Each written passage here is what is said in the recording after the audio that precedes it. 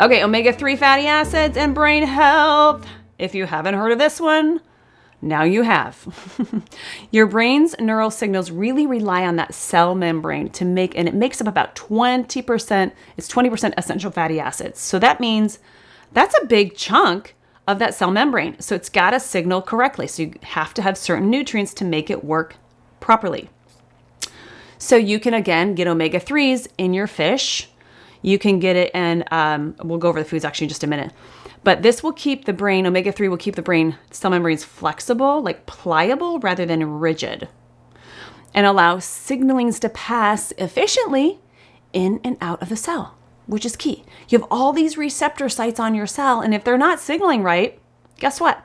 You're not going to get the information like, hey, I need this vitamin, hey, I need this hormone, and so forth, because you're missing your omega-3s or you're really low. Now, high volumes of like caffeine can reduce omega-3 volume in the body. So you might, if you are a high caffeine person or a person that consumes quite a bit of caffeine, that has other side effects, but it will basically kind of burn up the omega-3s in your body. So you want to make sure at least you're supplementing more heavily with omega-3s if you're consuming caffeine, so you don't cause degeneration. Okay, so all you really need technically is 2 grams a day, and that can reduce symptoms for people who have ADHD, dyslexia, Alzheimer's, and cognitive dysfunction. Now, obviously, it's situational per person.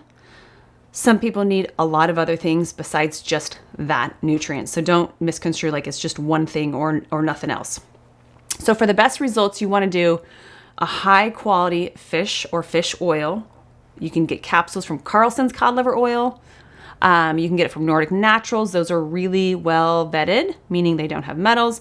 They're from one type of fish. And I think that's important because then you're not getting all of these processes to happen to mix and combine the fishes into like one capsule, which one capsule combining a bunch of fish means that there's a lot of processing to get it to look nice and pretty in that capsule. So stick with one type of fish. You could do cod liver oil. You could do wild caught salmon, and you'll get a variety of kind of subtly different profiles of omega-3, 6, and 9s in those.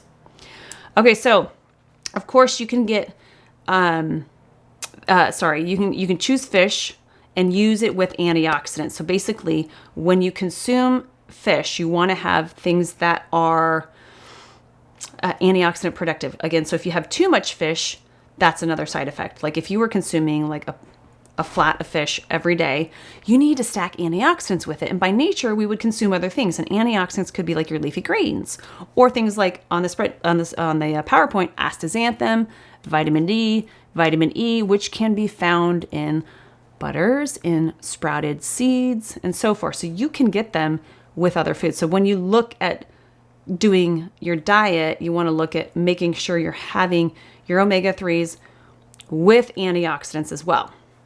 So if you're high dosing your omegas, and this is at the very bottom of the screen, antioxidants become very essential. So like alpha lipoic acid is an antioxidant. Your sulforaphanes in your broccoli are an antioxidant. Brussels sprouts have antioxidants. So there's a lot of foods, especially your dark leafy or cruciferous foods, will have antioxidant foods. So they pair really well. Okay, next one. MCT oil, ketones. Love both of those. I prefer ketones because they cross the blood-brain barrier really quickly without having to be metabolized by the liver, which is wonderful. So ketones are really more the preferred fuel source, but MCT oils will convert into ketones. So they'll provide a clearer, sharper thinking, quick energy, consumable energy from the brain. You're going to have less of a dip in your glucose levels when you consume ketones, and that can cause brain fog or brain dysfunction and so forth. So these items, MCT oil and ketones, increase your mental clarity, enhance memory, cognitive function, reduce brain fog, mental fatigue, super neuroprotective, which we need more and more in this day and age because we have tons of pesticides and herbicides and things that damage our nerves. And high glycemic foods, which again, damage the nerves because they rob nutrients from the body. Okay, so then how do we boost our ketones? Well, you can combine them into your cup of coffee in the morning or your cup of tea in the morning. You can NutriBullet them, meaning like you get one of those little mini blenders that you push down. You stick your tea or your coffee in it, blend it up. You can stick cinnamon in it. You can stick some raw honey in it, which is low glycemic, or you can leave it just as is, blend that and drink. And that actually helps the property of absorbability when you combine it with a little bit of caffeine, not too much, but a little bit. But that's one way you can get to boosting your ketone levels in your body. The other way is doing a ketogenic diet.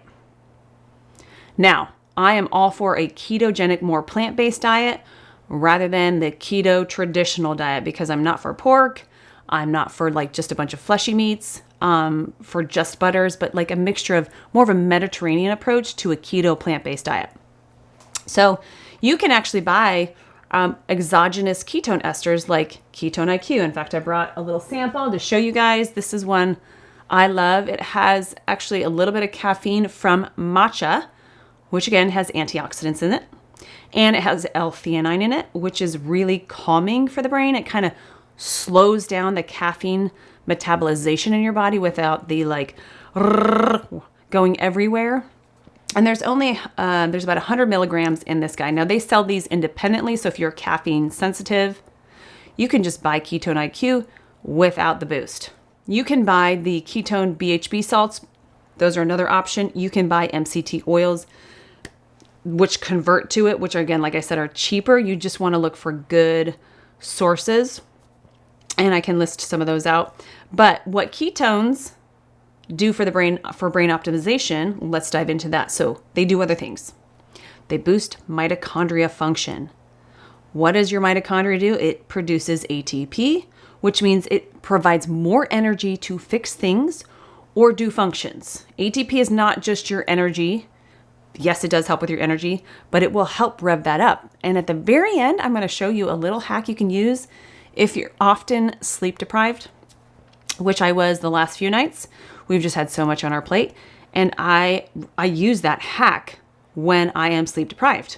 And you can definitely tell a difference just on your where you start at the day and then where you're at middle of the day and where you're at end of the day.